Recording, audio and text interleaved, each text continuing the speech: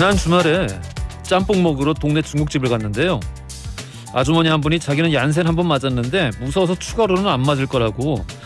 근데 그 말씀을 한 번만 말씀하신다는데 한 10번을 반복을 하시면서 계속 큰 소리로 너무 좀 많이 소리를 지르시는 바람에 먹다가 코 막고 그냥 급하게 나왔어요.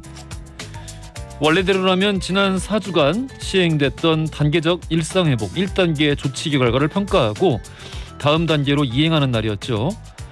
코로나19 확산세가 예상보다 거세다는 점을 고려해서 2단계 조치 시행은 미루기로 결정이 됐습니다.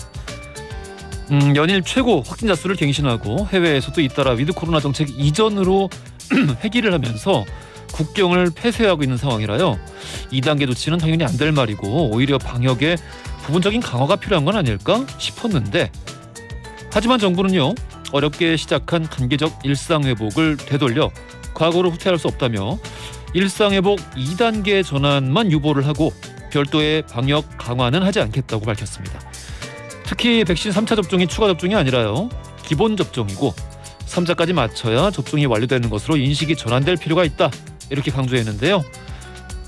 자유와 의무, 책임과 배려를 고루 살피는 가운데 우리 공동체가 하루빨리 위기를 빠져나갈 수 있기를 바랍니다. 11월 29일 월요일 허지웅쇼 출발합니다.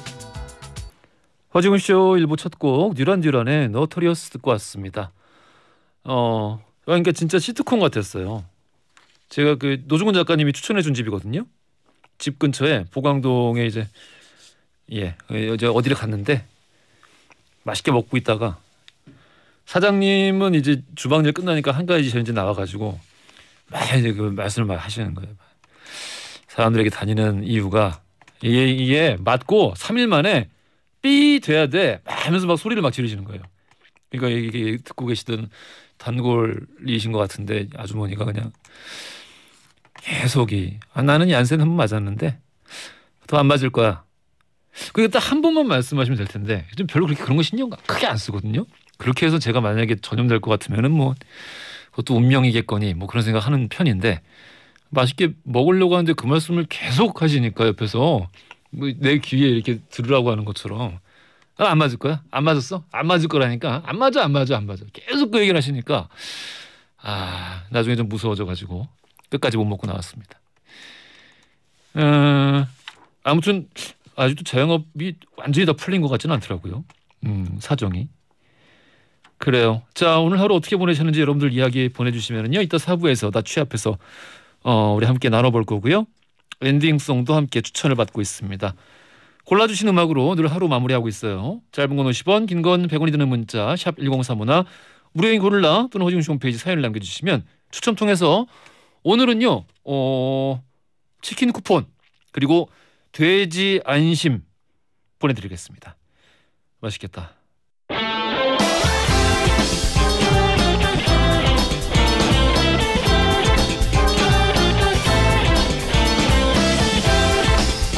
트렌디한 뉴스를 따라가 봅니다. 소니의 에, 허지웅의 지, 에지, 중지 뉴스. 컨텐츠 크리에이터 손예희 씨 나오셨습니다. 안녕하십니까? 안녕하세요. 여기 굉장히 기분 좋은 사연이 들어왔습니다. 뭐죠? 3825님이 네. 희애 씨의 목소리는 크리스마스 캐롤 같아요. 어떻게 이런 칭찬을? 한 소절 불러봐요. We wish you a Merry Christmas. We wish you a Merry Christmas. We wish you a Merry Christmas. And a 뭐지? 해피 뉴 이어. And a new Happy New Year.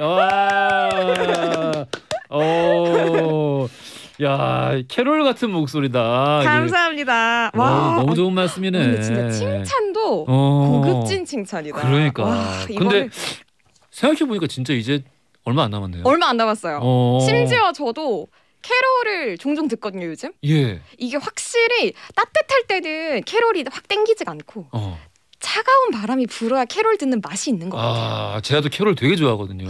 옛날 캐롤들. 조만간 또 이제 우리 캐롤로 한번 또 허지웅 쇼 착 한번. 너무 좋아요. 수놓아 볼 때가 되지 않았나. 신난다. 그런 생각 들기도 하고 그렇습니다. 자, 그러면 첫 번째 뉴스 헤드라인부터 들어가 볼게요.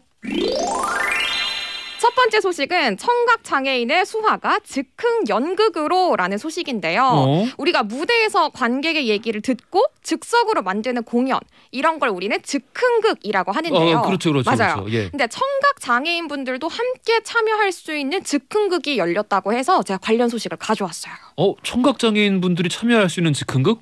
맞아요. 어떻게 이게 가능한 거죠? 이게 즉흥극의 특성상 이 관객들의 얘기를 듣고 그 얘기들을 바탕으로 즉석에서 공연을 하게 되는 건데요. 네. 이 공연에서는 청각 장애가 있는 관객분이 무대에 올라서 수어로 자신의 직장생활 얘기를 털어놓아요. 네. 그러면 그 얘기가 즉흥 연극으로 만들어져서 20여 분간 무대에 펼쳐지고요. 이 관객분들이 다른 즉흥극과 마찬가지로 다 같이 하나가 돼서 울고 웃으면서 관람을 하는 건데요. 사실은 꼭 청각 장애인분들이 아니라고 하더라도 누구나 무대에서 모르는 사람들한테 자신의 얘기를 꺼내는 것 자체가 용기가 필요한 일이잖아요. 근데 장애인분들을 위한 즉흥극은 거의 없다시피 했기 때문에 이 공연을 관람한 분들의 감동이 정말 그 상상 이상이었다고 합니다. 그러면은 뭐 그 관객들을 위한, 그러니까 청각 장애인분들을 위한 특수 장치가 좀 이렇게 있는 그런 공연이었나요? 맞아요. 있는 공연인데요. 예. 일반적으로 공연은 자막이 없으면 청각 장애인분들이 공연을 충분히 즐기기가 힘들잖아요. 근데 이 공연에서는 소리를 듣지 못하는 청각 장애인이 극의 분위기와 감정을 느낄 수 있도록 사운드볼이라는 특수한 소품을 사운드볼? 네. 직접 극단에서 만드셔서 활용을 하셨대요. 그러니까 이게 어떤 거냐면 배경 음악에 따라서 분위기에 따라서 공의 색깔이 바뀌고 네. 그리고 배우분이 뭐 화내는 톤이나 혹은 뭐 따뜻한 톤이나 말하는 톤에 따라서 진동의 세기가 달라지는 공이래요. 요즘 그런 조명은 많이 활용하거든요. 덱들에서 게임할 때 모니터 뒤나 TV 뒤에다가 그 게임에서 지금 출력되고 있는 화면의 색상을 모니터 뒤에서 조명 색깔로 쏴주는 거예요. 그럼 화면이 되게 넓어 보이는 효과가 나거든요. 그럼 예를 들어서 게임에서 막 불이 난다 이러면 그럼 빨간색으로 변하는 거야. 실시간으로. 근데 이런 걸 게임만 생각했었는데 청각장애인 분들을 위한 공연에서 그렇죠. 공연으로 끌어들이기 위해서 맞아요. 공연으로 소통하기 위해서 또 이렇게 착안을 했다. 맞아요. 대단하네요. 심지어 극단에서 직접 발명하셔가지고 만드신 거래요. 그러니까 좀 더 세세한 내용 전달을 위해서 전반적인 분위기를 위해서 자막을 활용하기는 하지만 확실히 이 특수 제작된 사운드볼 덕분에 그 감동을 청각 장애인분들이 더욱 생생하게 느끼실 수 있다고 합니다. 그래요. 네. 야, 멋진 일인데 이게 그쵸. 어디서 기획을 한 거냐?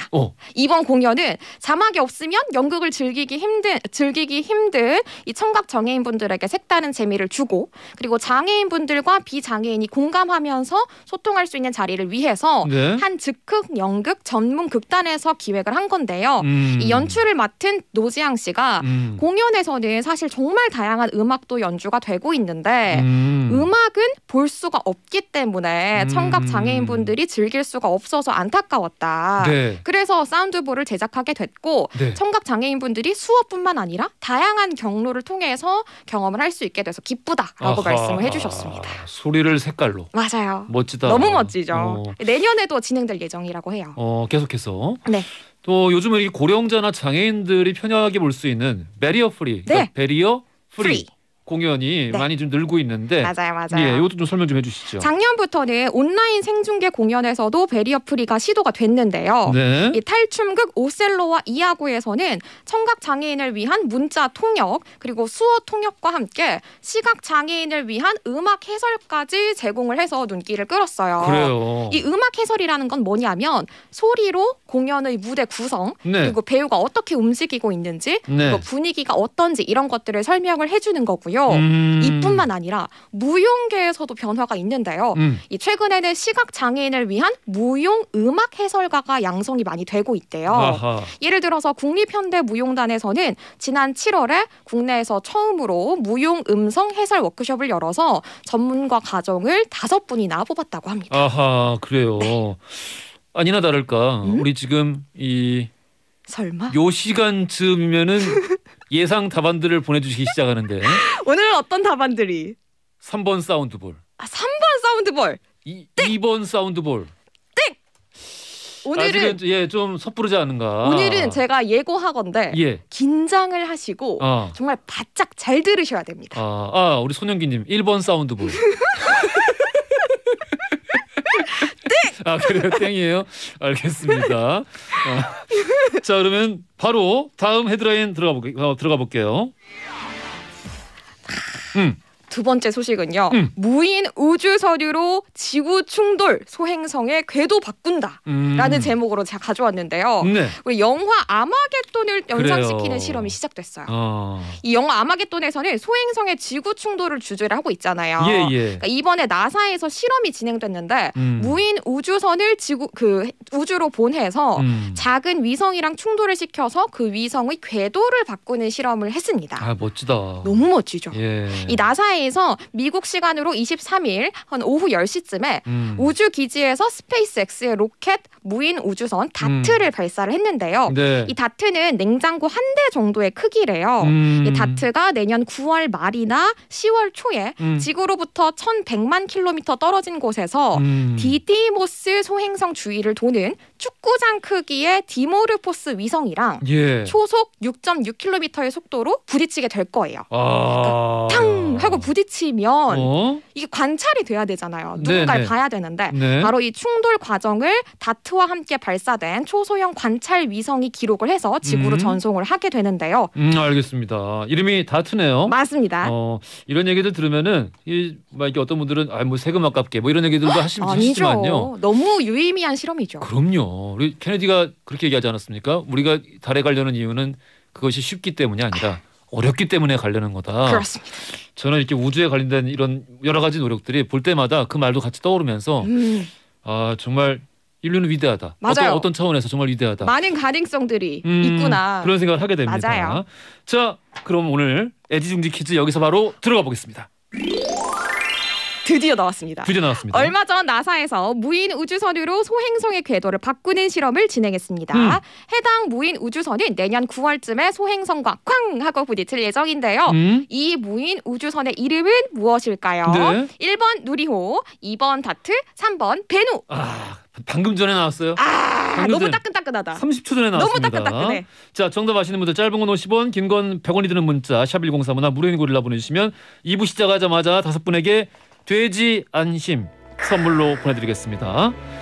자, 영화 아마겟돈에 수록된 노래죠. 에어로스미스의 I don't want to miss a thing 들으면서 2부로 갈 건데요. 오늘도 희애 씨 고생 많이 하셨습니다. 내일 뵐게요. 네, 노래 들으시면서 전 2부에서 뵐게요. 허지용 쇼.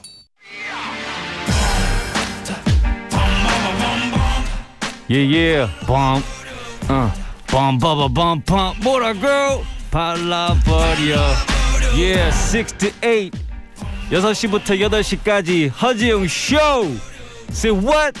허지용 쇼 퇴근길을 발라버려 허지용 쇼 2부로 돌아왔습니다. 자, 언젠가부터 애지중지 퀴즈 하면은 어떤 오답이 오는가 문제 출제 중에 이미 보내주시니까 기대하게 되는데 야 오늘은 뭐 다양했습니다. 우용식님은 2번 아마겟돈, 0986님 3번 아마겟돈, 김경철님 3번 브루스 윌리스, 권지현님 2번 브루스 윌리스. 아, 제가 여러분들 때문에 웃습니다 진짜. 아, 고맙습니다. 자, 정답은 2번 다트였고요. 김태환님, 이진원님, 황석호님, 김영환님, 5777님 당첨되셨습니다.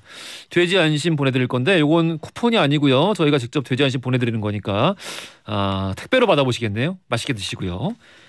자, 월요일입니다. 영화 법률 이야기를 나눠보는 신유진, 허남웅 그리고 김요한 케이지의 무법지대에 있는 날입니다. 오늘은 지난주 열린 42회 청룡영화상에서 최우수 작품상 포함해서 무려 6관왕에 오른 류승환 감독 작품 영화 모가디슈 살펴볼게요. 재미있는 이야기 기대만 해주시고요.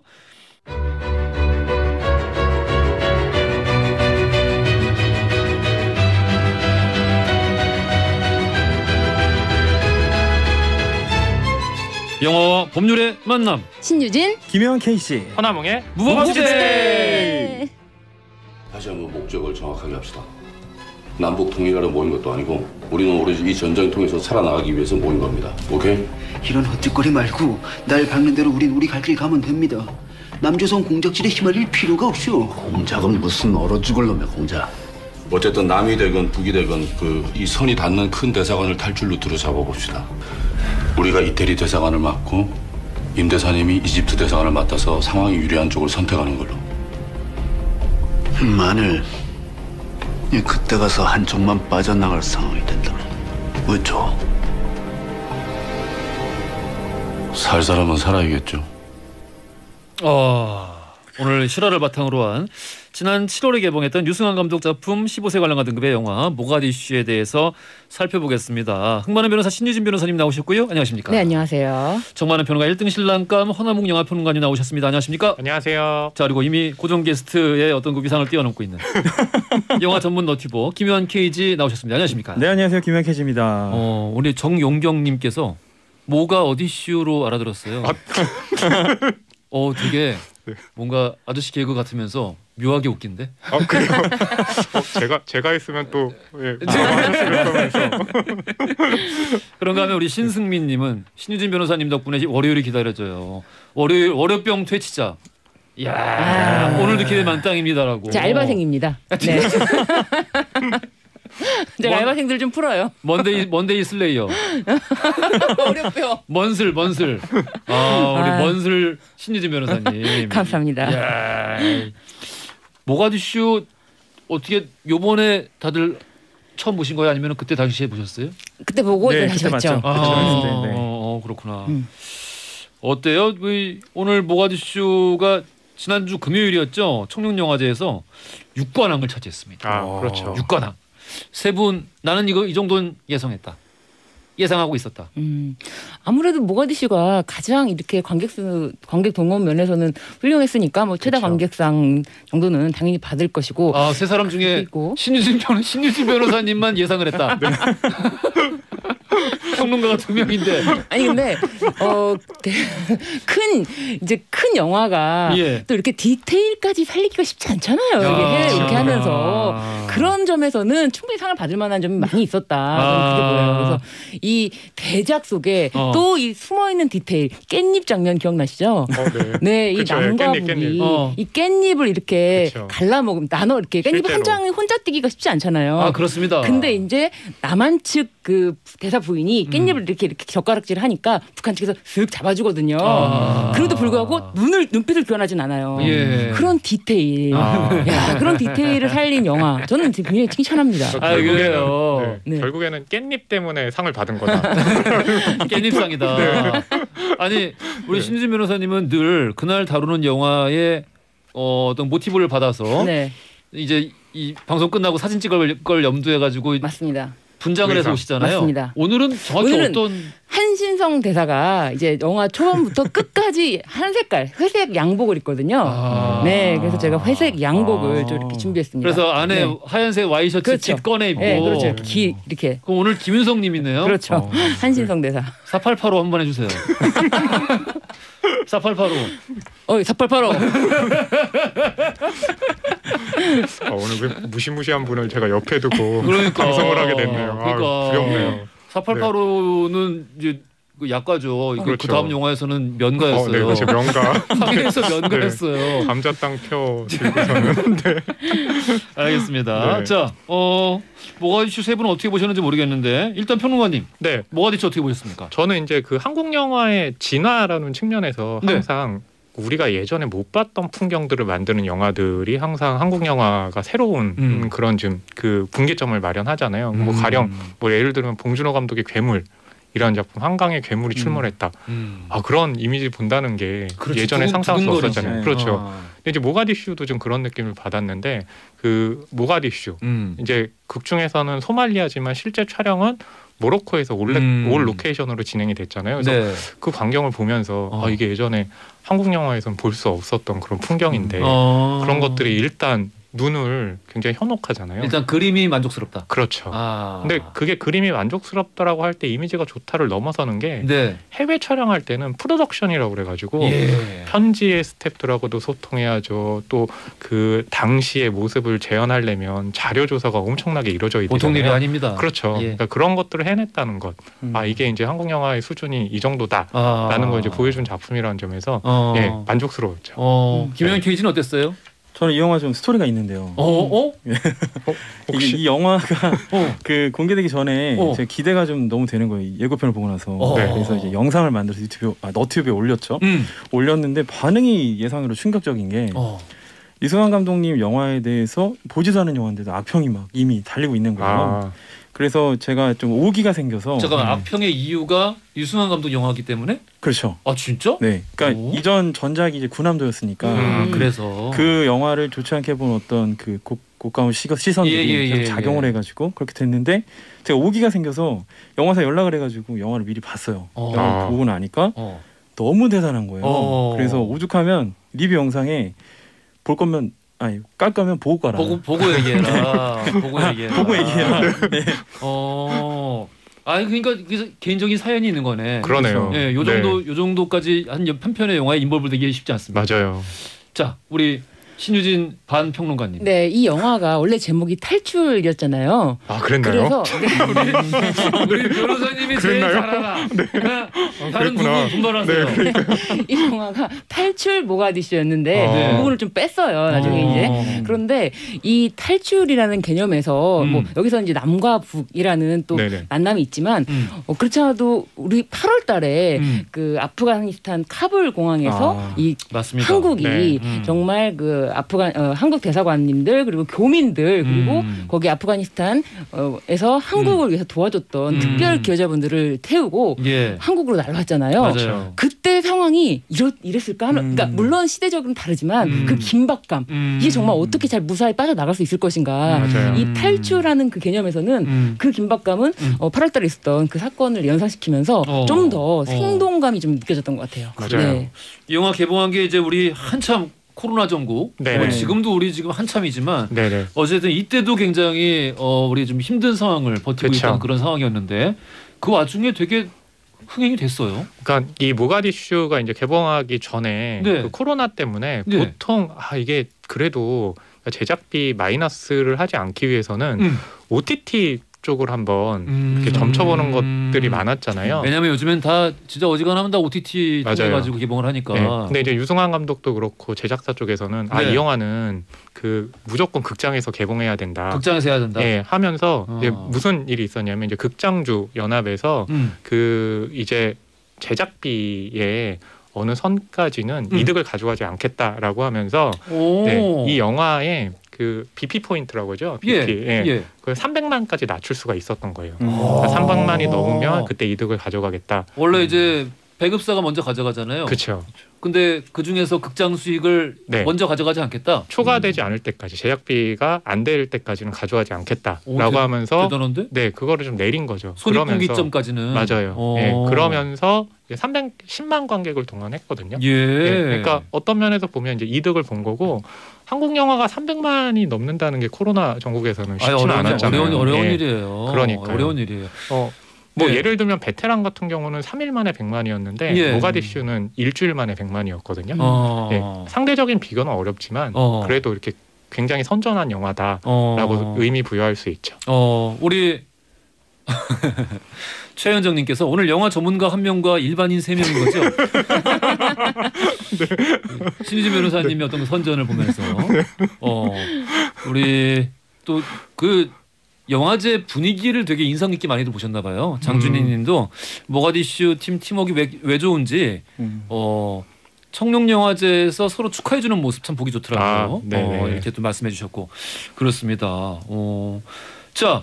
그러니까 이제 다 똘똘 뭉쳐가지고 어려운 시기니까 더 열심히 한번 해보자, 파이팅 한번 해보자. 그쵸. 이렇게 이제 했던 게 아닌가 그런 생각이 들기도 하고.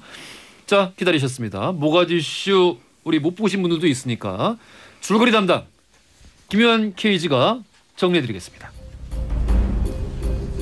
줄거리를 시작하겠습니다.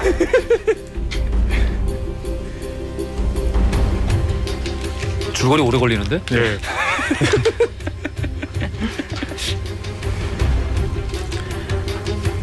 (1980년대까지) 한국은 유엔 가입국이 아니었다. 유엔 가입국이 되려면 투표를 거쳐야 했기에 한국은 표밭이었던 아프리카의 중요성에 주목했고 외교관을 소말리아의 수도 모가디슈에 파견했다. 소말리아에선 대한민국 외교관 한신성 대사가 활동하고 있었는데 안기부의 강참사관이 소말리아 대통령에게 줄 선물을 가지고 소말리아로 건너오고 그 물건을 소말리아의 바레 대통령에게 전해주려다 강도를 당하게 된다. 아하. 그걸 가져간 건 북한 측의 리명수 대사 측이었고 곧 경쟁 구도는 가열된다. 그 순간 반군과 정부군 사이에 내전이 발발하며 소말리아의 수도 모가디슈는 전란의 소용돌이에 휘말리는데 하지만 이 와중에 대한민국 대사관에 도움을 청하러 온 북한 측 대사관 과연 이 문을 열어줄 것인가? 함께 벗어나 목숨을 건질 수 있을 것인가? 맛깔나네요. 두근두근하네요. 이때가 참 이제 일촉즉발의 순간인 게 네. 소말리아 이 극중에 이제 등장하는 바레 대통령이라는 사람이 네네. 굉장히 그 장기 집권한 맞아요. 22년간 장기 집권한 독재자거든요. 그러다 보니까 이제 그 반군 세력들에게는 불만과 명분이 함께 있는 상황이었고 네네네. 그 와중에 그 내전 그러니까 일종의 우리 민족이 있는 그곳이 우리 땅이다라는 그 구호 아래 주변 인접국을 다 이제 침범을 해가지고 전쟁을 그렇죠. 일으켰다가 져요. 전쟁을 일으켜놓고 져. 네네네. 그러니까 이제 국민들이 신뢰가 땅에 떨어지고. 그렇죠. 저 대통령 끌어내려야겠다. 이런 생각이 꿈틀거리던 와중에 내전이 터진 거죠. 맞아요. 그러니까 이 수도가 점령당하기 이전에 우리는 빠져나가야 되는 거야. 큰일 날 수 있으니까. 네네네. 그 긴박한 상황을 영화로 만든 건데 네. 잘 만들었다. 그렇죠. 자, 네. 이 영화 모가디슈에서 세 분의 원픽 장면 하나씩 꼽아보겠습니다. 변호사님. 저는 이탈리아 대사관으로 네. 가야 되는 4시까지 오세요라고 했는데 그 네. 가기 전부터 이제 출발하는 그 시간을 남은 시간을 보여주는데요. 약간 이때부터는 굉장히 저 시간 안에 못 도착하면 어떡하지? 그쵸. 걱정이 너무 되는 거예요. 맞아요. 그런데 이제 거기를 뚫고 가는데 거기 뭐 반군도 있고 뭐 정부군에게는 당연히 이제 협조를 구할 수 있을 거라고 생각했지만 반군이 갑작스러운 공격을 할 수 있기 때문에 이 차량을 방탄 차량으로 만드는데 맞아요. 그게 고증에 의해서 어느 정도는 이제 바탕이 됐다고 하는데 그렇죠. 그 장면 거기서 이제 방탄 차량을 막 만들어서 사실 방탄 차량이 그냥 방탄이 되는 건 아니잖아요. 예. 그럼에도 불구하고 거기를 뚫고 가는데 뭐 반격을 할 수도 없고 네. 오로지 이 피하기만 해야 되는 그렇죠. 그 상황이 이 영화에서 진짜 거의 막 긴박감이 넘쳤던 것 같아요. 맞아요. 그러니까 네. 결국 액션 장면이 인상 깊었다. 그런데 역시. 그게 요즘식 액션이 아니라 굉장히 어떻게 보면 액션이라는 건 액션 리액션인데 이거는 수동적인 의미에서 피하기만 해야 되잖아요. 그게 굉장히 달랐어요. 그럼 약간 느낌이. 성룡식이네. 네. 그러니까 저기 이 합을 짜는 네. 근데 성룡이 보통 이렇게 되게 수세에 몰린 상황에서 보여주는 액션을 네. 마치 차나 혹은 총격전으로 표현한 것 같은 그런 식의 액션이다. 굉장히 연약한 어떤 존재들이 이 어려움을 뚫고 함께 거기를 빠져나가는데 그게 되게 좀 정말 손에 땀을 쥐는 긴박감을 제대로 봤다. 네. 우리 평론가님 왜 이렇게 자꾸 웃으세요? 아니요. 처음에는 평론가로 시작하셨는데 지금 잠깐 일반인으로 돌아오셨다가 변호사님이 다시 평론가의 위치로 온 것 같아가지고 우리 네. 허남은 평론가님. 저는 이제 아까 신유진 평론가님께서 깻잎 언급해 주셨는데 남한 대사관에서 이제 북한인들과 그리고 남한 사람들끼리 같이 식사하는 장면이 있는데 북한 사람들이 식사를 못 해요. 뭔가 혹시 자기네 음식에 뭐를 섞어넣을 것 같을까. 그러면서 이제 남한 사람들이 먼저 먹고 나서 먹게 되는데 사실 식사 장면은 그런 거잖아요. 그러니까 타인이라든지 타 문화를 이제 받아들이겠다라고 할 때 좀 잘 활용하는 그런 설정이잖아요. 그래서 그 장면이 기억에 남고 깻잎 장면 같은 게 실제로 대본에 있었던 건 아닌데 이제 극 중에서 실제로 배우들이 그냥 깻잎 나눠 먹고 하는 거 보면서 즉흥적으로 이제 나온 장면이기도 하거든요. 그런 게 매력이 있지. 맞아요. 그러면서 이제 디테일이 살아나게 된 거죠. 그런 거에 독을 탔을까봐 막 이렇게 두려워했다라는 건 나는 진짜 머리로는 이해가 안 된다. 근데 당시에는 아무래도 난 머리로는 이해가 안 돼. 그렇군요. 그런 식의 테러는 늘 우리 공화국 동무들이 하지 않았습니까? 네, 그렇죠. 뭘 갑자기 왜 우리가 그걸 섞었을까봐 겁을 내나. 알겠습니다. 자, 우리 김현 기지는 어떤 장면을? 이 영화가 불을 되게 잘 써요. 뭘 잘 쓴다고? 불을 되게 잘 써요. 불꽃을. 그러니까 되게 소요 사태가 벌어진 어떤 도시 안에서 사람들이 좌지우지하는 막 이런 장면을 보여주는데 불 너머에 있는 장면, 그 불 사이를 헤치는 장면, 그리고 이제 화염병이 날아들었을 때 그 사이를 이제 비집고 들어가서 뭐 스피커로 올리는 장면, 이런 것들이 되게 긴박감을 줬고요. 그리고 아까 전에 신유진 변호사님께서 말씀하셨지만 어쨌거나 이 영화는 그 마지막에 카체이스 씬을 향해서 막 돌진을 하거든요. 영화가 거기를 향해서 가고 있는데 클라이막스죠. 근데 여기서 보면은 자동차를 중심으로 아예 카메라가 전체를 돌아버리는 장면이 있어요. 그게 이제 김지훈 감독의 그 악마를 보았다에서도 비슷한 장면이 나오는데 그 장면을 보면서 와 정말 잘 찍었다 이런 생각이 좀 들었습니다. 약간 그간 한국 영화 카체이스 그러니까 차량 추격전 중에서는 독보적이죠. 독보적이죠. 야 멋지네요. 늘 진짜 액션 장면에서 한 방을 날리는 감독이에요. 유승관 감독. 게다가 여러 명이 타고 있잖아요. 예. 그 상황이 정말. 그래요. 알겠습니다. 우리 이선호님은요.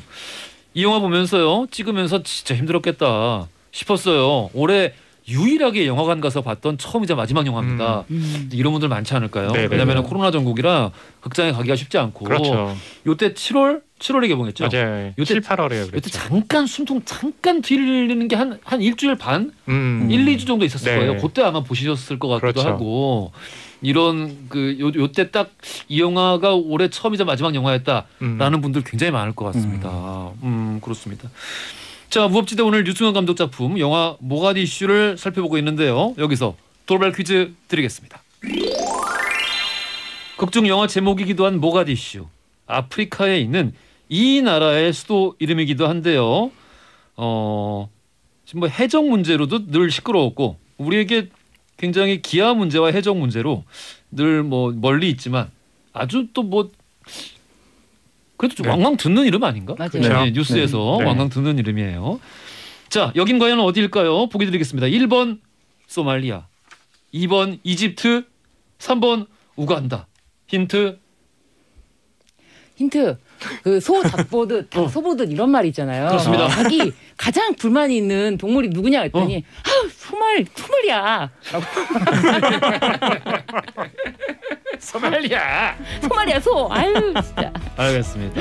정답 아시는 분들 짧은 건 50원, 긴 건 100원이 드는 문자 샵 1035나 무료인 고릴라 보내주시면 추첨 통해서 이번 퀴즈는 어디 보자. 이번엔 치킨 쿠폰 드리겠습니다. 와. 나도 힌트. 이용기의 마리아. 들으면서 잠시 후 3부에서 뵙겠습니다. 허지용 쇼. 시간이 없어요. 백기 정도 따라와. 백기 새끼야. 뛰어.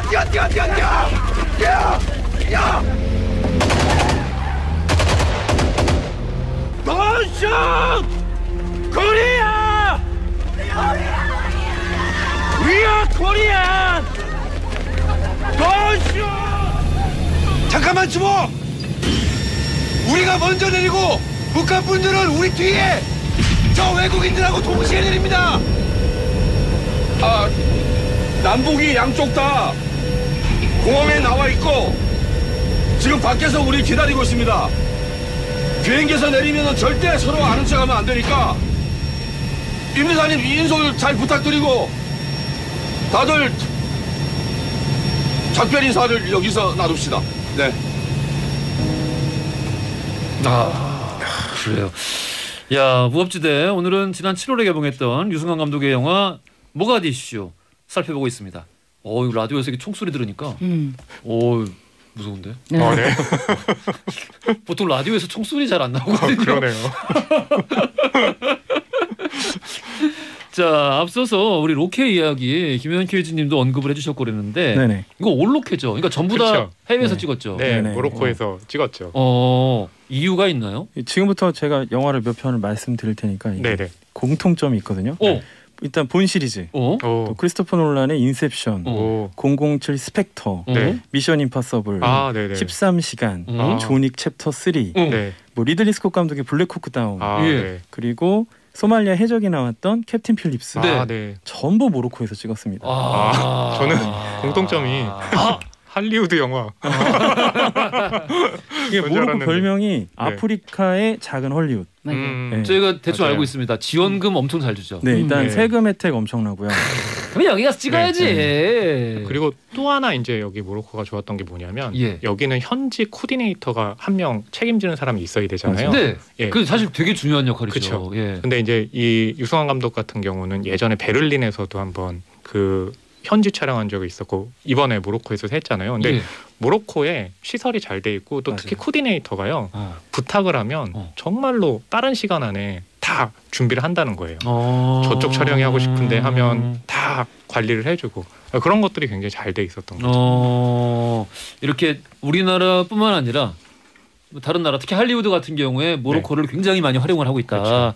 여러 가지 세금 혜택이나 또 이제 편의를 봐주는 것 때문에. 그래요. 근데 그럼에도 불구하고 이 모로코를 이제 배경으로 찍었기 때문에 그 이슬람 사원 모양이 실제로 소말리아 사원 모양이랑 소말리아에 있던 사원 모양이랑 다르다는 거예요. 유로선이요? 디테일 엄청 디테일. 이야 이런 걸 어떻게 알아? 이거 뭐야? 시아파 수니파 뭐 이것처럼 다른 시아파 사원이랑 수니파 사원이랑 모양이 다른 거 뭐 이런 거야? 그 사원 모양이 다른 거는 아무래도 이슬람 교도 잘 정확하게 그건 잘 모르겠지만 하여튼 사원 모양이 달라서 현지에서 찍었음에도 불구하고 사원 모양을 현실적으로 고증을 해서 CG로 했다는 거예요. 사원 모양의 디테일한 부분을 설명 못하니까 제가 또 아라보카 출신이잖아요. 네. 아 아라보카 출신이에요? 그렇죠. 아살라무 알라이쿰. 사원 모양이 이제 소말리아 같은 경우는 기둥이 좀 각진 형태예요. 모로코는 좀 둥근 형태거든요. 그러니까 이제 소말리아에 맞게 하려면 CG를 통해 가지고 그걸 바꿔야 되는 깎아야 되는 거예요. 그렇죠. 깎기보다는 CG를 통해서 좀 다시 보여주는 거죠. 그렇죠. 왜 다른데요? 네? 왜 다른데요? 뭐 지역적 특색이죠. 그러니까 아랍어라는 것도 전 세계 한 20개국 넘게 사용하는데 공용으로 되는 건 아니에요. 각 지역마다 그럼 다 달라? 예, 다 달라요. 그런 게 있는 거죠. 아랍어도 진짜 힘들겠다. 뭔가 굉장히 전문가 같죠. 예. 근데 공부는 했는데 아살라마이쿰 말고 딴 거 할 줄 아는 거 없어요? 와 알라이쿰 살람. 어순만 바꾼 거 아니에요? 저 모로코에 가봤어요. 모로코에 실제로 가봤어요. 근데 너무 정보 없이 갔던 여행이었는데, 근데 모로코는 실제로 그 굉장히 큰 그 도시 거기 카사블랑카 이런 데에서는 술을 좀 팔더라고요. 실제로. 아 맞아요. 그래서 아랍 국가들 중에서도 유일하게 되는 나라 있고 맞아요. 봐주는 나라 있고 아주 엄격하게 하는 나라 있고 그러더라고요. 모로코가 제일 좀 서구화된 게 아닐까. 그런 느낌. 모로코 국왕이 영화광이래요. 그래서 자기가 이제 아예 모로코에 그 영화제도 만들고 이런 식으로 헐리우드 시스템을 끌어올려고 LS 좀 썼더라고요. 네네네. 맞아요. 영화광이다. 네. 우리 주변에도 영화광인 왕이 있었는데. 네, 그렇죠. 김정일. 네네네. 그래서 뭐 추가하자면 한국에서 사라진 그런 영화 필름들 있잖아요. 가령 만추, 신성일 배우가 나왔던 그 만추가 북한에 있을 수도 있다. 그러니까 그런 얘기도 있죠. 그러니까 한국 영상자료원에서 못 찾는 필름들 그렇죠. 다 북한에 있다 이런 얘기들이 그런 있어요. 얘기도 있죠. 자, 모가디슈 얘기를 다시 돌아가서 우리 역사적 얘기도 조금 있는데 역사적 얘기는 조금 배경 얘기를 좀 해볼까요? 이거 어떤 분이 준비를 하셨나? 이게 그 영화를 처음에 보면 몇 가지 설명으로 그냥 넘어가는 부분이 좀 있는데 왜냐하면 이제 영화에 몰입하는데 크게 필요는 없거든. 네네. 알면 더 재밌지만. 그렇죠. 그 알면 재밌는 거 지금부터 말씀드릴게요. 그 바레 대통령이라는 대통령 이름이 나오는데요. 이 대통령을 일단 언급하기 앞서서 소말리아라는 나라의 어떤 특색이 있어요. 이 나라가 그 별명이 아프리카의 뿔인데 그 1960년대에 그 영국령 그리고 이탈리아령 그리고 그 두 군데가 있었고 소말리아 공화국으로 독립한 나라가 있었고 그렇습니다. 그래서 그 1969년에 이 바레 대통령이 독재 정치를 시작을 해요. 그러니까 얼마나 오랫동안 그 독재를 해온 겁니까? 그러다가 옆 나라가 에티오피아인데 에티오피아랑 전쟁을 해서 집니다. 그래서 그 전쟁 때문에 이 바레 대통령이 이 소말리아를 되게 피폐하게 만들어요. 그래요. 그러다 보니까 이제 반정부 활동이 일어나고 그래서 반정부 활동을 막 탄압을 하는데 막 주변에서 세력을 넓히면서 대통령을 에워싼 거예요. 그러니까 모가디슈를 나오질 못합니다. 그래서 대통령을 뭐라고 조롱했냐면 모가디슈 시장이라고 조롱을 합니다. 그래서 나중에 이제 말은 아니네. 그렇죠. 그래서 나중에 반군이 수도를 치고 나서 그 바레 대통령이 축출이 된 다음에 케냐로 갔다가 나이지리아로 망명을 해버려요. 그렇게 되면서 이제 새 정부가 들어서면서 이제 또 세계 중에 하나였던 북소말리아가 독립을 딱 선언을 해버리고 맞아요. 지금도 그래요. 그리고 서로 이제 막 축출하고 이렇게 되면서 결국은 어떻게 됐냐면요. 한쪽은 독립 선언을 했죠. 그리고 한쪽은 둘로 갈라지면서 아까 말씀드렸던 3파전이 된 거예요. 그래요. 그런데 1991년이 대한민국이 유엔 회원국이 아니었거든요. 아직은 아니었습니다. 그때는 아니었는데 대한민국이나 뭐 북한이나 다 따로 가입을 원했었고요. 북한은 하필이면 또 통일을 해가지고 같이 그냥 단독 국가로 가입을 하자. 그런데 이제 대한민국은 그 당시에 또 무슨 일이 있었냐면 88 올림픽이 있었죠. 네. 그래서 꼬마애가 막 굴렁쇠 굴리고 호돌이는 다리 찢고 수상스키 타고 막 이러니까 호돌이 너무 예뻐. 호돌이 최고야 진짜. 최고죠. 난 진짜 어떤 나라의 마스코트를 봐도 호돌이만큼 예쁜 애는 본 적이 없어. 호돌이 최고. 항상 해맑아요. 표정이. 디즈니에 있는 모든 캐릭터 다 합쳐도 호돌이보다 안 예뻐. 호돌이가 최고야 진짜. 호돌이 애니메이션 나와야 됩니다. 그러니까요. 네. 국제적으로 이제 격상이 막 되고 싶잖아요. 우리 호돌이가 다리 찢고 수상스키 탔으니까. 그런데 1990년 9월 30일에 한국하고 소련이 그 당시에 소련이 수교를 맺으면서 가능성이 딱 생겨버렸고 그리고 유엔이라는 데가 그 신청서를 내고 심사받고 또 사무총장이 의제 채택하고 토론하고 투표하고 이래가지고 전체 투표국의 3분의 2를 받아야지 이게 되는 거예요. 그러니까 한 표 한 표가 너무 절실하니까 그래서 한신성 대사가 소말리아로 갔다. 소말리아로 갔다. 힘들었다. 참고로 말씀을 드리면은 1991년도 9월 17일에 이제 대한민국이 유엔에 사실 남북한 동시 가입이 된 거죠. 그래서 올해가 유엔 가입 30주년 기념이다. 그런 말씀까지 참고로 드릴게요. 살짝 얹어가야죠. 되게 깨알 같고 멋지다. 30주년. 알겠습니다. 자, 그럼 우리 영화 속 명대사들 들어가 보겠습니다. 변호사님. 저는 이제 아까 나왔던 것처럼 이 굉장히 긴박한 순간에 자동차 추격신 끝에 내리면서 돈슛 그러는데 그 장면에서 약간 정적이 흐르거든요. 처음에 내리기가 너무 무섭잖아요. 막 총알이 빗발치니까. 근데 그 장면이 정말 전 압권이었던 것 같아요. 돈슛 그 말이 귀에 확 들어오더라고요. 돈슛. 네. 저도 싹 들어오네요. 네. 쏘지 마. 돈슛. 돈슛. 오늘 우리 평론가님은? 저는 이제 이 대사가 굉장히 상징적이라고 생각을 하는데 남북 대사가 만나서 하는 얘기 중에 하나인데요. 허준호 배우가 연기한 림용수 대사가 김윤석 배우가 연기한 한신성 대사한테 이런 얘기를 해요. 왼손잡이로 사는 거 힘들지 않소? 라고 하니까 한신성 대사가 혹시 잘하는 사투리 하나 있어요? 네. 그러니까 혹시 잘하는 사투리는 뭐예요? 없어요. 하다 이제 북한 사투리도 못하네. 못하는 거를 잘하네요. 제가. 그것도 재능이면 재능이죠. 아무튼 근데 무슨 뜻이에요? 그러니까 이제 뭐냐면 왼손잡이로 사는 거 힘들지 않소. 한신성 대사가 왼손잡이에요. 그때 한신성 대사가 이런 얘기를 하죠. 양손 다 씁니다.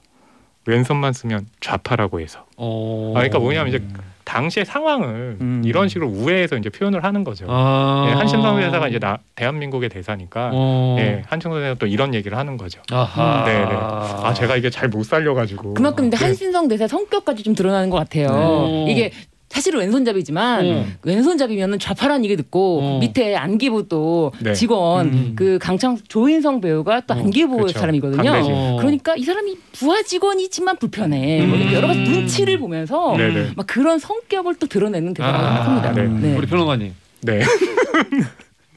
그 방송 중에 어떤 구박을 받더라도 인정하면 안 돼. 아니요, 근데 인정하면은 분위기가 싸해져. 그러니까 그냥 뭉개고 뭐 어떻게 하든지 아무튼 뭉개 인정하지 마 절대. 그래서 신일진 변호사님이 이렇게 또 다시 끼고 들어오셨군요. 그러니까. 그걸 또 모르고 저는 자책하지 않기. 자책하지 않기. 알겠습니다. 자, 우리 김현 KG님은 어떤 명대사? 그 이 영화에서 가장 명대사는 예고편에서 이미 다 나왔다는 생각이 드는데. 예고편에서? 그 조인성 배우와 구교환 배우 이 두 사람의 입에서 다 나옵니다. 제가 제일 좋았던 단어는 그 대사는 Your favorite Korean cigarette 이거였어요. 그게 뭐야? 그 이제 어떤 장면이었죠? 기자랑 같이 외신 기자랑 이제 강참사관이 이야기를 나누기 전에 약간 뇌물조로 담배를 줍니다. 야, 한국 담배 위용이. Your favorite Korean cigarette. 그래도 구교환 배우가 경찰들도 다 내뺐는데 무슨 배짱으로 이러네. 비슷한데? 와. 저랑 다른 게 있나요? 저도 아까 이렇게 했는데. 방송을 들어보세요. 그렇지. 이렇게 뭉개란 말이야. 아니, 뭉갠 게 아닌데. 구교환 배우님이 보면은 딱 그렇게 구교환 배우가 그런 대사를 딱 하는 순간 정말 북한 사람 같다. 그래요.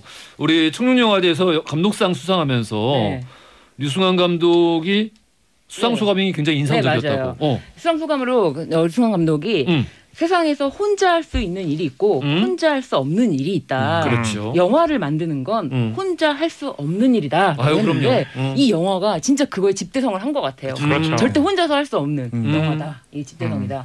딱 어울리는 멘트를 준비한 것 같아요. 네. 그러면서 버티면 좋은 날이 옵니다. 라는 이야기를 했다고 하네요. 네네. 왜냐면 또 이 영화가 사실은 개봉이 좀 늦춰졌잖아요. 네, 코로나 맞아요. 때문에. 그래서 그렇죠. 또 그런 말도 있고 지금 코로나도 다 힘드니까 이제 좀 더 힘내자. 이제 응원하는 그런 느낌으로. 네. 감독님 얘기 나온 김에 유승환 감독 얘기 조금 해볼까요? 평론가님. 네. 유승환 감독 군함도 이후에 네네. 와신 상담한 거죠. 그렇죠. 예. 군함도 이후에 이제 계속해서 다음 작품 어떤 걸 해야 될까 준비를 하다가 네. 그래서 선보인 게 모가디슈고 현재는 밀수라는 작품을 준비하고 있거든요. 촬영 중에 있는데 김혜수 배우, 염정아 배우, 조인성 배우가 또 출연을 해요. 재밌겠다. 그렇죠. 예전에 이제 그 유승환 감독이 예. 죽거나 혹은 나쁘거나를 찍고 나서 예. 이제 메이저에 올라와서 처음 찍은 게 피도 눈물도 없이라고 전도연 배우와 이혜영 배우가 나왔던 이제 작품이었잖아요. 재밌었어요. 맞아요. 그래서 이 작품 역시도 또 여성 투톱 영화인데 또 어떤 방식의 작품을 선보일지 굉장히 궁금해지죠. 그래요. 네. 박정민 배우도 나오네. 네, 박정민 배우도 나오죠. 요즘 잘하더라고요. 그렇죠.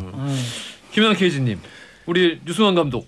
유승환 감독님은 사실 뭐 상업 영화 하면 네, 또 한국형 블록버스터 하면 네, 정말 항상 손꼽히는 감독님인데 그게 어느새 이렇게 됐어요. 그렇죠. 예. 그래서 유승환 감독이 제작 발표회 때 제가 실시간으로 봤는데요. 예. 그때 이제 본인이 첫 번째 관객이었다 이런 얘기를 해요. 그렇지. 근데 그런 얘기를 제가 들었던 게 기억이 나는 게 제가 음악가 중에 히사이 시조를 좋아하거든요. 히사이 시조가 우리 지브리 애니메이션의 거의 모든 그 스코어를 작곡한. 네. 그래서 히사이 시조한테 어떤 인터뷰 과정에서 네. 왜 이렇게 자기 작업에 엄격하세요? 이렇게 물었더니 네. 내가 가장 먼저 들어서 그렇습니다. 이렇게 대답을 하신 거예요. 그래서 그 뒤로 제가 계속 머릿속에 맴돌더라고요. 내가 제일 먼저 들으니까. 네. 중요한 건 어쨌든 뭐 본인이 만들고 본인이 좋으면 어쨌든 그게 정답이다. 이런 얘기 같아서 앞으로 그 유승환 감독 궤적이 뭐 그동안 좀 남다르기도 했었는데요. 앞으로도 좀 그럴 것 같습니다. 근데 이 말이 되게 좋은 것 같아요.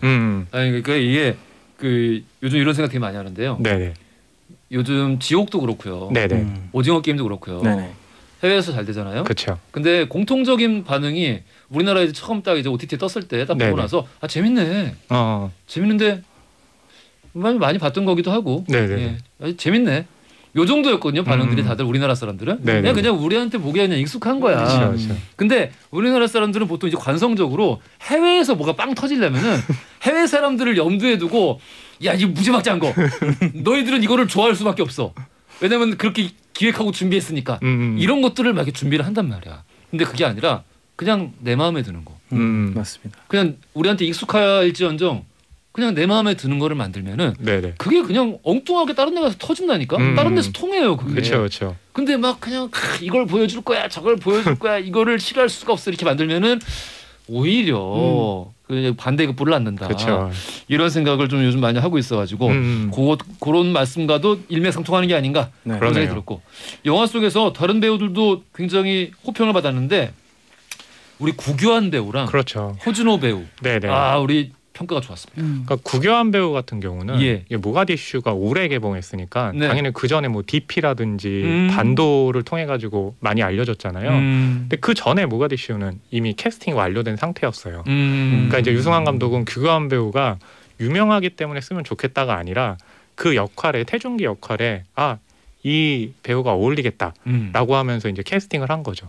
나 구교환 배우 너무 좋아. 근데 재밌는 게 반도에서 군인이었잖아요. DP에서도 군인이잖아요. 그럼 맨날 군인이요. 네, 또 여기도 군인이잖아요. 밀리터리 3부작인 거예요. 구교환 배우요. 구교환 배우 너무 좋아요. 네. 구교환 배우가 그 선악을 되게 잘 오가는 것 같지 않나요? 선악. 네. 얼굴이 쉽게. 좀 약간 어울리나?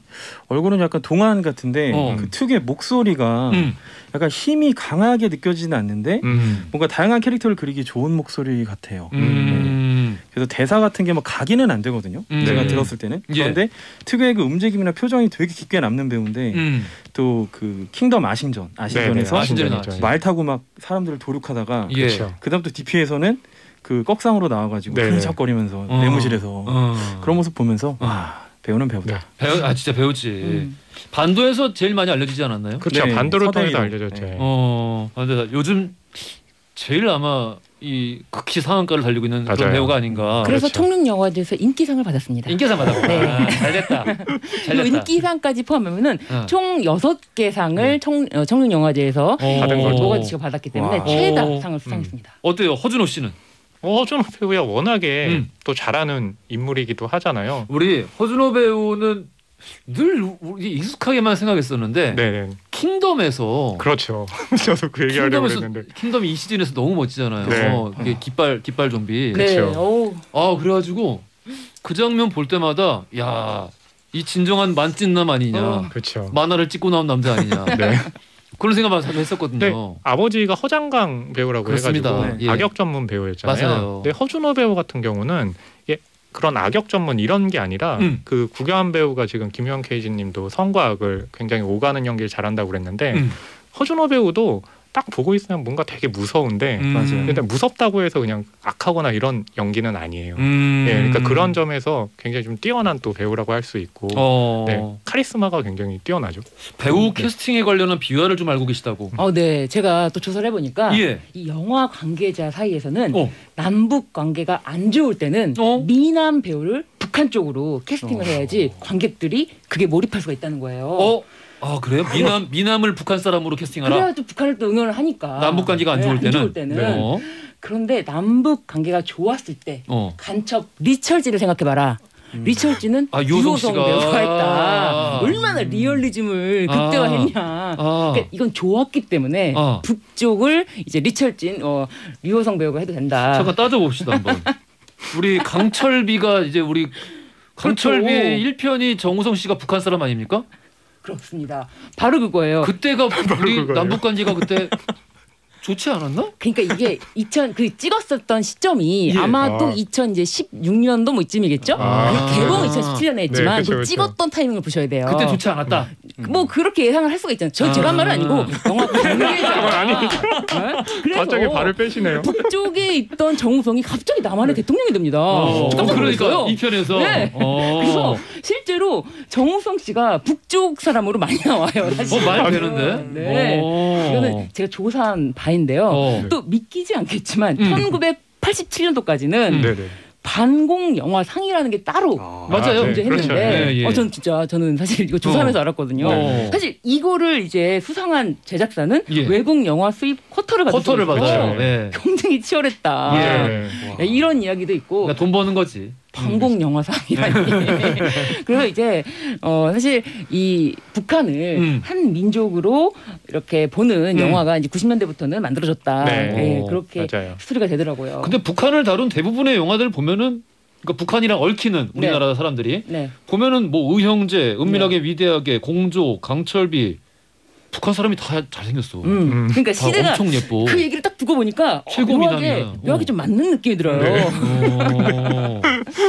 내년에 이제 또 만약에 내년 이후로 북한과의 그 관계에 영화가 나온다 그러면은 누가 잘생긴 배우가 어느 쪽인가? 변호사님 평론가로 시작했는데 지금은 거의 역술인 같아요.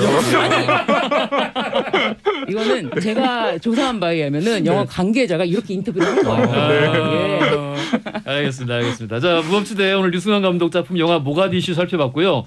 돌발 퀴즈 정답 알려드리겠습니다. 우리 변호사님이 대신 말씀해 주시죠. 정답은 1번 소말이야. 이건 소말리아입니다. 리아. 소말리아. 수도 이름은 소말리아였습니다. 소말리아였습니다. 모가디슈가 소말리아 수도 이름이죠. 자, 우리 최정윤님, 최다은님, 1972님, 6132님, 5651님 정답 맞추셨고요. 자, 치킨 쿠폰 보내드릴게요. 맛있게 드십시오. 자, 지금까지 무법지대 신유진 변호사, 김유한 KG 그리고 허남웅 영화평론가와 함께했습니다. 오늘 감사합니다. 감사합니다. 허지용 쇼.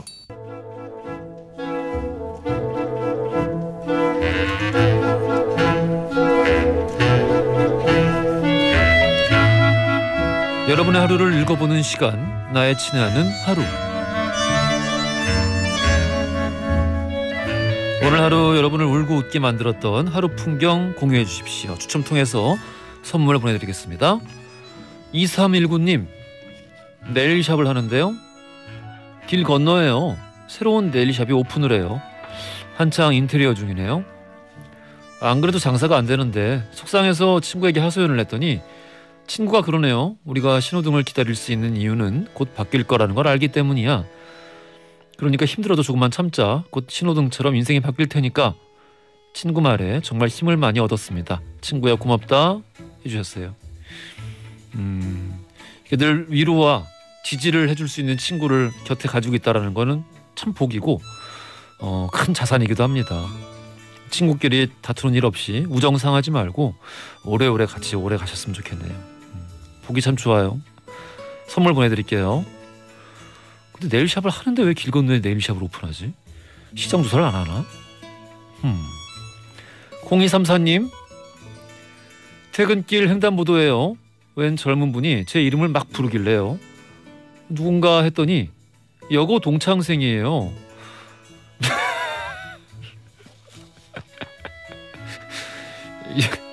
얼마나 뜯어 고쳤는지 못 알아봤어요. 근데 저보다도 10년은 더 어려 보이더라고요. 집으로 돌아오는 길 비교되는 외모에 마음이 참 씁쓸했습니다. 뭐 이렇게 쓰셔가지고 제가 읽긴 했습니다. 뜯어 고쳤군요. 그쵸? 뭐 선택의 문제죠. 선택의 문제인데 저는 자연스럽게 나이 드는 게 참 좋아 보여요. 정말요. 그게 어떤 사람들의 기준에 있어서는 막 조금도 쳐져서는 안 되고 막 조금도 주름이 있어서는 안 되고 막 뭐 그런 기준 안에서 사는 사람들 또 그런 사람들의 세계가 따로 있는지 모르겠습니다만은 적어도 저는 그냥 자연스러운 게 제일 예뻐 보입니다. 자연스러운 게 제일 멋져 보이고요. 조지 클루니 이런 배우들도 젊었을 때 진짜 얼마나 별론데요. 나이 들어서 멋진 거지. 내가 하필 왜 얘를 조지 클루니로 나와야 되지? 잠깐 평균적인 사람 없나? 아무튼 자연스러운 게 최고예요. 근데 순간적으로 이렇게 씁쓸한 마음 드실 수는 있을 것 같습니다. 너무 마음 상해하지 마시고 파이팅해요. 2743님 웅디 제 삶이 참 무료하여 앞머리를 좀 잘랐습니다.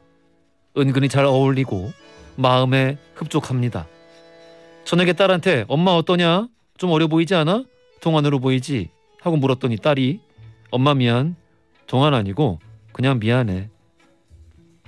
나 원참. 장나라의 겨울일기 신청해요. 노래 듣고 오겠습니다. 전현주님이 청해주신 아낌없이 주는 나무의 유년 시절의 기행까지 듣고 왔습니다. 현주님이 냉동실에 얼려둔 소고기를 먹었는데 유통기한이 2년이 넘었다고. 저도 유통기한 잘 안 지켜서 먹는 편이긴 한데 2년은 좀 심하셨습니다. 2년이라니. 세상에. 괜찮으시죠? 자, 3126님 웅디 오늘은 많이 느리고요. 조금은 다른 자폐 아들 녀석의 12번째 생일이에요. 저도 아내도 이 녀석 키우면서 삶을 바라보는 게 많이 달라졌습니다. 하루가 1년처럼 길게 느껴질 때도 힘들 때도 많지만 이 녀석의 웃는 모습을 보면 행복하네요. 앞으로도 아들 녀석의 속도에 맞춰서 기다려주고 응원해주고 그러고 싶어요. 세훈아 생일 정말 축하하고 엄마 아빠가 너무너무 사랑한다. 우리 세훈이의 생일을 진심으로 축하합니다. 가끔 그런 생각 들어요. 세상에 엄마 아빠 없는 사람이 어디 있겠어요. 아무리 곤궁해도 엄마 아빠는 다 있죠. 근데 너는 지금 엄마 아빠가 네 엄마 아빠라 진짜 넌 정말 다행이다. 그런 생각 들 때 있거든요. 친구들 볼 때. 우리 세훈이도 그렇습니다. 정말 보기 좋네요. 선물 보내드릴게요. 참 세훈이랑 세훈이 엄마 아빠 서로가 서로의 가족이라 참 다행인 것 같습니다. 1988님 웅디 오늘 9년 사귄 남자친구랑 헤어졌어요. 헤어지자. 그만하자. 이런 말은 둘 다 입 밖으로 꺼내지 않았지만 오늘이 마지막이라는 건 느낄 수 있겠더라고요. 사랑에는 누가 더 많이 좋아하고 덜 좋아하는 건 없다고 하지만 가슴 한편이 쿵 하고 내려앉는 걸 보면 제가 조금 더 많이 좋아했었던 것 같습니다. 누굴 만나더라도 이 사람을 사랑했던 것만큼 사랑하지는 못할 것 같아서 무섭습니다. 퇴근길 버스에서 옹디의 목소리를 듣고 있는데 왈칵 눈물이 나오네요 해주셨습니다. 여러 가지 말씀 해드리고 싶은데 오늘 헤어졌는데 거기에 제가 무슨 말씀 더 드리기는 건 별로일 것 같고요. 지금은 슬퍼하는 시기인 것 같습니다. 마음껏 슬퍼하시고 좋았던 거 많이 생각해 보세요. 그래요. 등 두들겨주고 싶네요. 뭐 이럴 때 뭐 무슨 말이 뭐 귀에 들어오겠어요. 선물 보내드릴게요. 0470님 오전에 방송하실 때 썬팅 상품권을 받았던 축복받은 일인데요. 요즘 들어보면 상품이 점점 늘어서 덩달아 괜히 뿌듯해지네요. 계속 번창하세요 해주셨습니다. 아유 감사합니다. 우리 애청자분들 덕분이고요. 여러분들 문자 참여 많이 해주시니까 선물도 늘어나죠. 자 1504님이 신청해 주신 바비킴의 It's Alright, It's All Good 듣고 오겠습니다. 자 내일 노탁석 맛맛 코너에서는요 해산물 맛집으로 함께 할 거고요. 오늘의 엔딩송 3928님 오늘 히사이 시조 이야기가 나와가지고요 제가 좋아했던 OST 곡들 듣고 싶네요. 키쿠지로의 여름 OST에서 썸머, 하울의 움직이는 성 OST에서 인생의 회전목마 신청합니다 해주셨거든요. 아유 두 곡 모두 저도 정말 좋아하는 곡인데 얼른 차로 뛰어내려가서 차로 들어봐야겠습니다. 자, 이 두 곡 들으시면서요 저는 내일 저녁 6시 5분에 다시 찾아뵙겠습니다. 지금까지 허지웅이었습니다.